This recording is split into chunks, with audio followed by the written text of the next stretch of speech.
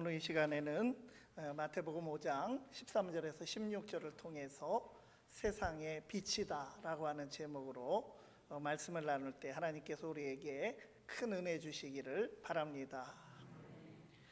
우리 믿는 자들은 다 하나님의 복과 은혜를 받은 복된 자들입니다.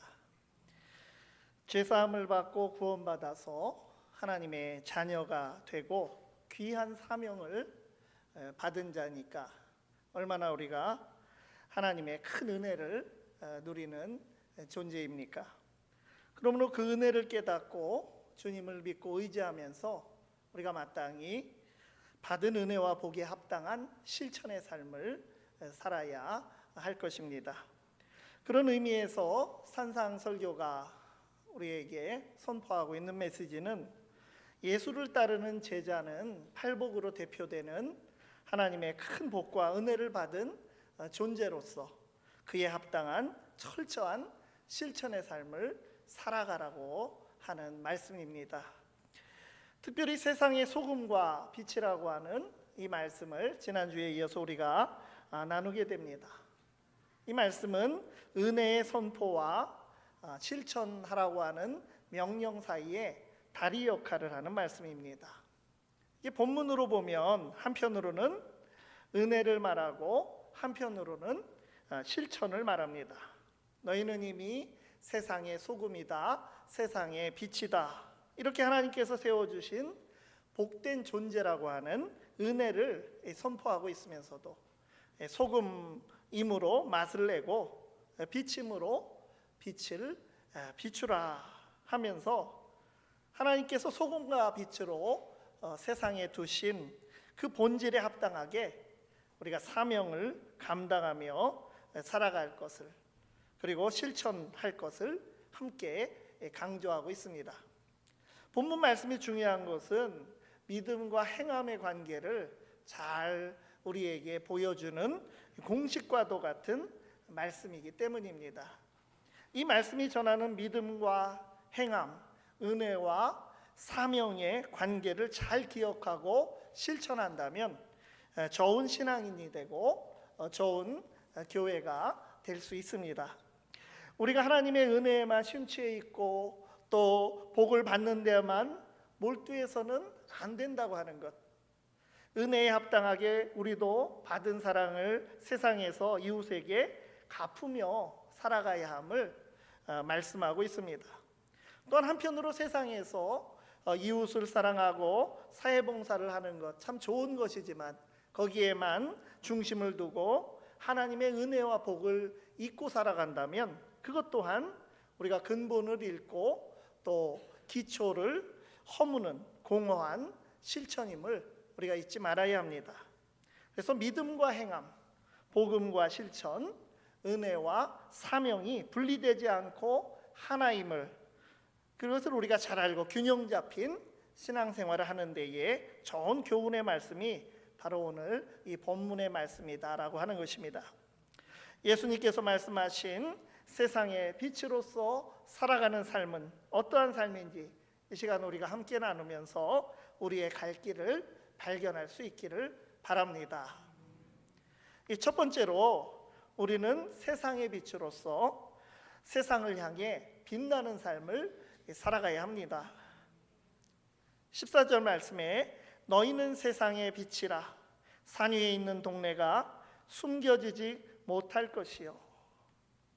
이 예수님의 말씀은 제자된 너희는 바로 세상의 빛이다 라고 하는 말씀과 산 위에 있는 동네는 숨겨지지 않고 드러날 수밖에 없다는 이 두 문장으로 두 내용으로 되어 있습니다. 앞에서 세상의 소금이다 라고 드린 말씀과 마찬가지로 세상의 빛이다라고 하는 말씀은 하나님의 은혜를 받은 존재라고 하는 뜻입니다. 천국 백성된 우리가 빛이다라고 하는 그 말씀에는 하나님께서 천지를 창조하실 때 빛이 있으라 이렇게 하시면서 가장 먼저 창조하신 이 빛과도 같이 세상에서 꼭 필수적인 존재라고 하는 뜻이 또 함께 들어 있습니다. 산 위에 있는 동네가 숨겨지지 못할 것이요 이 말씀은 눈에 잘 띄고 또 잘 보이는 존재, 잘 보여서 등불과도 같은 그런 역할, 그런 존재로 살아가야 함을 말씀하여 주신 것입니다. 우리나라는 산이 많이 있기 때문에 동네들이 보통 산빛 아래 이렇게 있는 경우도 많이 있지만 외국은 그렇지가 않습니다. 제가 전에 독일에서 살던 그 도시만 해도 거기에 동물원이 있는데 그 동물원을 뭐라고 불렀냐면 베르크초, 그 산 위에 있는 동물원이다 이렇게 불렀습니다. 평지밖에 없는데 거기 작은 언덕에 동물원 만들어 놓고 이렇게 나사처럼 빙빙 돌아가면서 거기 동물을 관람할 수 있게 해놨는데, 사실은 그 우리나라로 말한다면 야산이나 언덕 정도밖에 되지 않지만 높은 산 대우를 받고 또 특이한 동물원이라고 이렇게 그것을 자랑하는 것을 보게 됩니다. 그처럼 평지가 있는 곳에서 이 산 위에 이 동네가 있다고 하는 것은 큰 눈에 띄고 또 좋은 또 역할을 감당한다는 의미입니다. 우리가 한때 교회마다 빨간 네온 십자가를 저마다 앞다투어서 설치하기도 했고, 지금도 종탑을 높게 하고 또 요즘에는 LED 조명을 다 켜면서 교회를 홍보합니다. 이렇게 높이고 눈에 잘 띄도록 우리가 조명을 켜는 것인데 과연 무엇을 위해서 이러한 것을 하고 투자를 합니까? 교회와 그리스도인들은 본질과 사명을 늘 의식해야 한다고 하는 것을 우리가 늘 기억해야 합니다. 산 위에 있는 동네라고 하는 표현, 이 말은 이사야 2장 2절 이하의 말씀이 좋은 통찰을 우리에게 줍니다. 이사야 2장 2절 이하에 말일에 여호와의 전에 사니 모든 산 꼭대기에 굳게 설 것이요 모든 작은 산 위에 뛰어나리니 만방이 그리로 모여들 것이라. 많은 백성이 가며 이르기를 오라 우리가 여호와의 산에 오르며 야곱의 하나님의 전에 이르자. 그가 그의 길을 우리에게 가르치실 것이라. 우리가 그 길로 행하리라 하리니 야곱 족속아 오라 우리가 여호와의 빛에 행하자. 이 말씀은 CCM으로도 우리가 부르는 그러한 말씀입니다. 교회와 그리스도인들은 종말의 때에 하나님의 전이 든든히 서 있는 그 산과 같다라는 것입니다. 세상 만민들이 바로 어디에서 길을 찾느냐? 교회에서, 제자들에게서 하나님의 뜻이 무엇인지 발견하게 된다는 그런 뜻입니다. 예수님께서는 산 위에 있는 동네, 거기에 어느 한 집이라도 등불이 환하게 밝혀지면 멀리서도 잘 보이듯이 그렇게 세상의 빛으로 든든히 서서 빛을 비추라고 우리에게 말씀하여 주시는 것입니다.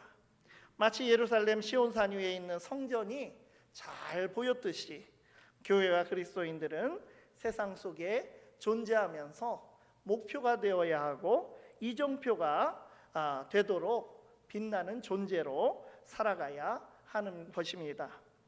교회에 대한 비판의 말 중에서 교회 안에는 신자가 많이 있지만 교회 밖에서는 신자를 찾기 어렵다, 이런 말이 있습니다. 교회 밖 세상에서는 신자답지 않다고 하는 뜻입니다. 예수님께서 왜 그냥 소금이다 빛이다 하지 않으시고 세상의 소금이다 세상의 빛이다라고 말씀하셨겠습니까? 하나님께서 세상을 사랑하셔서 독생자를 보내주셨듯이 우리도 세상 속에서 그 선하신 뜻대로 보내져서 사는 존재이기 때문입니다. 제자된 우리에게 존재와 사명의 자리, 이것은 분리될 수가 없는 것입니다. 제자의 사명은 온 세상과 온 인류를 포괄하는 것입니다. 영적으로 판단할 때 세상이 아무리 악하고 타락했다고 하더라도 제자된 그리스도인들의 삶은 교회 안에서만 갇힌 세상을 등진 그런 삶이 되어서는 안 됩니다. 세상에 속해서 세상을 따르는 삶이 된다고 하는 것, 그것은 안 되겠지만 그래도 세상 안에 있으면서 세상을 변혁시킬 수 있는 그런 삶을 살아가라고 세상의 빛이다라고 우리에게 말씀하여 주신 것입니다. 그래서 지난 주일에 세상의 소금은 은혜의 존재요 필수적인 존재일 뿐 아니라 사회적인 세상 안에서 사회적 존재라고 말씀을 나누었습니다. 그래서 그 의미는 바로 그대로 세상의 빛이다라고 하는 이 말씀에도 유효하게 된 것입니다. 세상의 빛이라는 본질에서 사명이 나오고 또 세상에서 하는 우리의 행동을 통해서 그 본질이, 제자의 본질이 입증이 되는 것입니다. 그래서 세상의 빛으로서 세상에서 하나님의 뜻대로 행하는 그 길의 이정표가 되는 교회와 그리스도인이 되기를 바랍니다. 두 번째로 세상의 빛은 합당한 자리를 지키는 삶을 살아야 합니다. 15절 말씀입니다. 사람이 등불을 켜서 말 아래에 두지 아니하고 등경 위에 두나니 이러므로 집안 모든 사람에게 비치느니라. 이 세상의 빛으로서 우리의 있어야 할 자리, 우리의 위치에 관한 말씀입니다. 산 위에 있는 동네라고 하는 말씀에 이어서 오늘 이 말씀에는 등불을 말 아래 두지 아니하고 등경 위에 두나니라고 했습니다. 이 말을 간혹 잘못 이해하기도 합니다. 이 말은 사람이 타고 다니는 말이 아닙니다. 공동번역 성경은 오해를 피하려고 명확하게 돛박이라고 이렇게 번역을 했습니다. 등불을 켜서 돛박으로 덮어두는 사람은 없다. 누구나 등경 위에 얹어둔다. 그래야 집안에 있는 사람들을 다 밝게 비출 수 있지 않겠느냐. 그림을 한번 비춰보십시오. 어르신들은 잘 아시겠지만 돛박 열 대면 이게 한 마리 아닙니까? 저 말을 얘기하는 거예요. 힝 소리 내는 그 말을, 우리가 타고 다니는 말을 말하는 것이 아닙니다. 그렇게 알고 있는 분들이 많아요. 오늘 처음 알으신 분도 계실 거예요.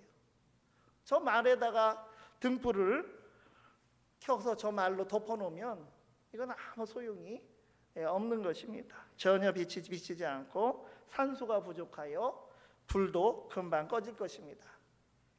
등불이 있어야 할 자리는 어디입니까? 나오세요? 예, 바로 등경입니다. 등경, 등장거리, 이 등경. 예? 저 나무로 된 건 제주도 박물관에 있고, 저 철로 된 것은 국립중앙박물관에 있는 것을 제가 허락을 받고 여러분들에게 보여드립니다. 옛날 전기불이 없던 시절에 쓰이던 물건, 저 위에다 올려놔야 등불이 제 역할을 하는 것입니다. 우리가 세상에서 빛이라고 하셨는데 세상 안에서도 정말 빛으로 존재해야 하는 자리에 있지 아니하고 엉뚱한 자리에서 살아간다면 그것은 주님의 뜻과는 반대되는 것입니다. 등불로서 사명을 잃어버리는 것이다 라고 하는 것입니다. 시편에서 복 있는 사람이 잊지 말아야 할 자리 어디라고 했습니까? 시편 1편 1절 이하의 말씀에 복 있는 사람은 악인들의 꾀를 따르지 아니하며 죄인들의 길에 서지 아니하며 오만한 자들의 자리에 앉지 아니하고 오직 여호와의 율법을 즐거워하여 그의 율법을 주야로 묵상하는도다. 악인들의 기회로 내 생각을 오염시키지 않고 또 죄인들의 길에 동행하지 않고 오만한 자들의 자리에 자리 잡고 함께 앉지 말라고 했습니다. 잠언의 말씀에도 여호와께서 미워하시는 것을 몇 가지 예를 들었습니다. 잠언 6장 16절에서 19절 말씀, 여호와께서 미워하시는 것 곧 그 마음에 싫어하시는 것이 67가지이니 곧 교만한 눈과 거짓된 혀와 무죄한 자의 피를 흘리는 손과 악한 계교를 꾀하는 마음과 빨리 악으로 달려가는 발과 거짓을 말하는 망령된 증인과 및 형제 사이를 이간하는 자이니라.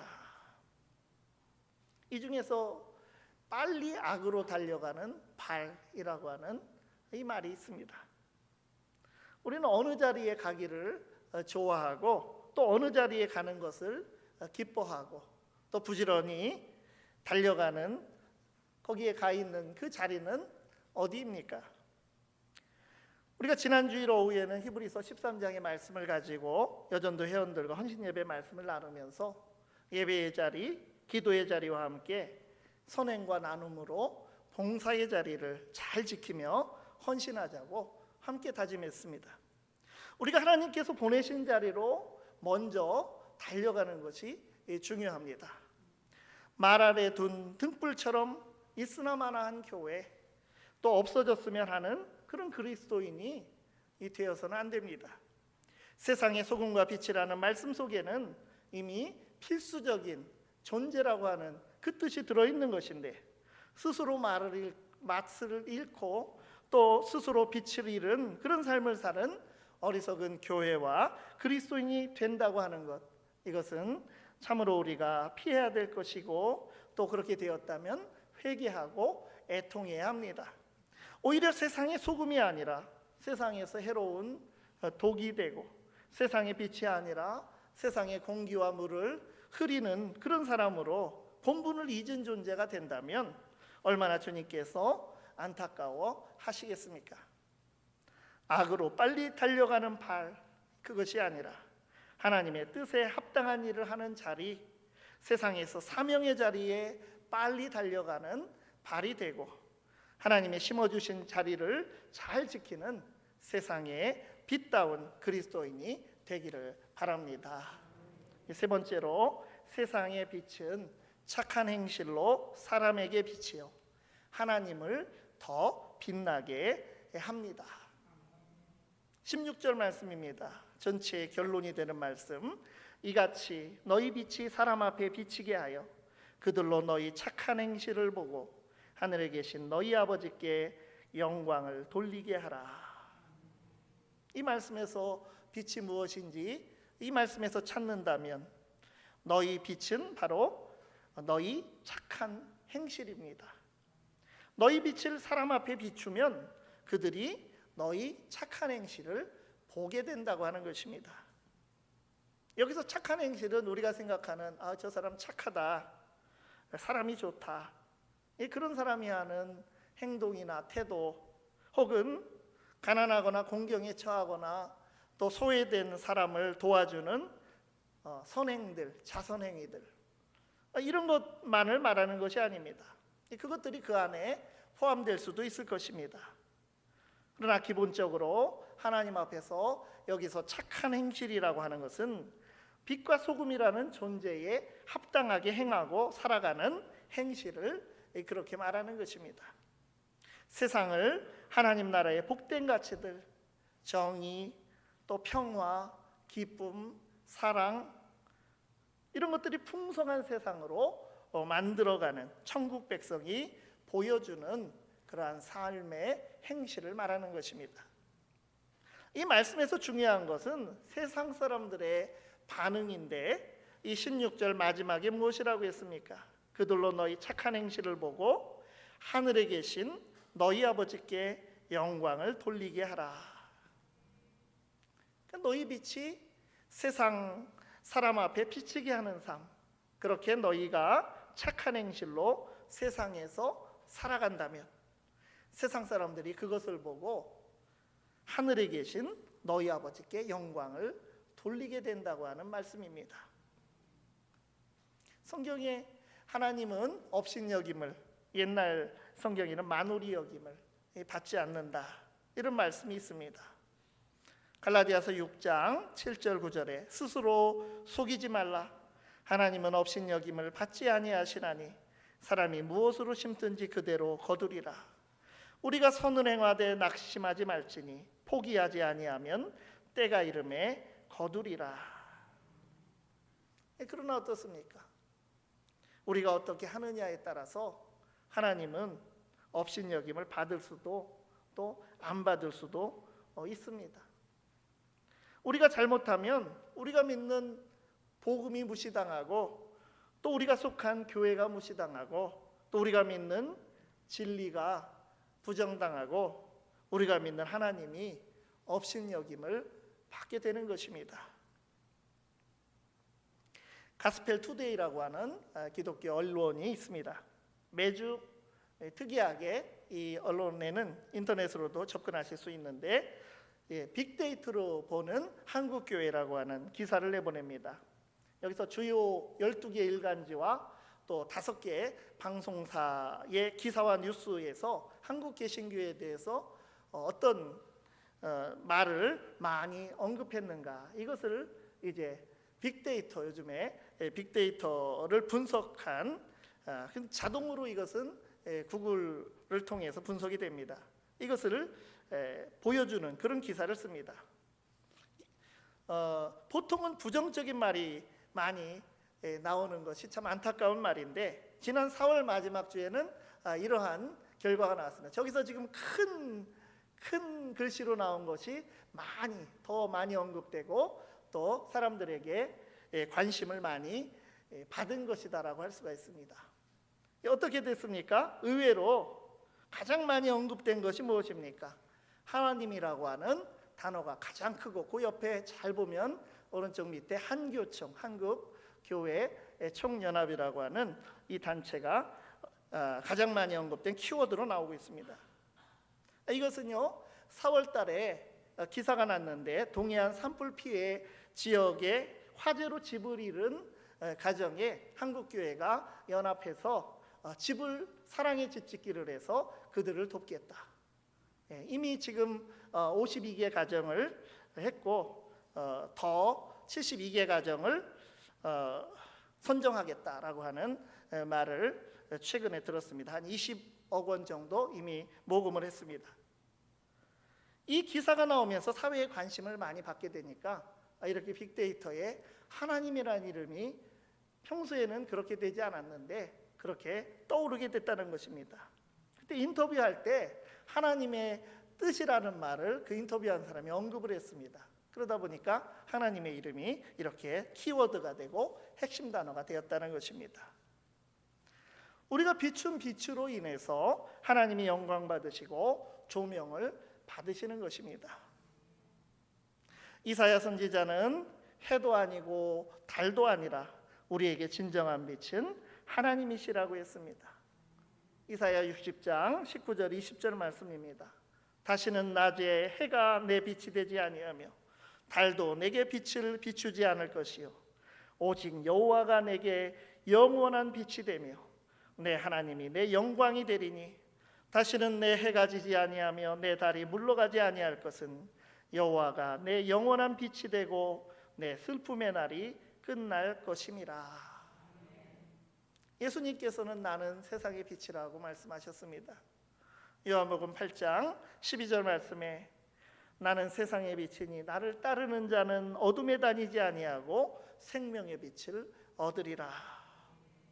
마태복음은 그래서 예수님이 오신 것을 어둠의 빛이 비친다는 예언의 성취로 보았습니다. 마태복음 4장 16절 말씀에 흑암에 앉은 백성이 큰 빛을 보았고 사망의 땅과 그늘에 앉은 자들에게 빛이 빛이었도다 하였느니라. 하나님께서 비추시는 그 인자하시고 진실하신 사랑의 빛, 예수님이 비춰주신 충만한 은혜의 빛, 진리의 빛을 받아서 세상에 반사하는 세상의 빛이 바로 그리스도인이고 교회입니다. 세상의 빛이라고 하신 말씀을 오늘 우리 마음에 확실하게 담으실 수 있기를 바랍니다. 세상의 빛인 교회와 그리스도인들이 있어야 하고 필요한 자리를 지키면서 세상이 인정하며 또 하나님께 영광 돌림으로 하나님을 더욱 빛나게 하는 그러한 참 빛으로 살아갈 수 있기를 간절히 바랍니다. 기도하겠습니다.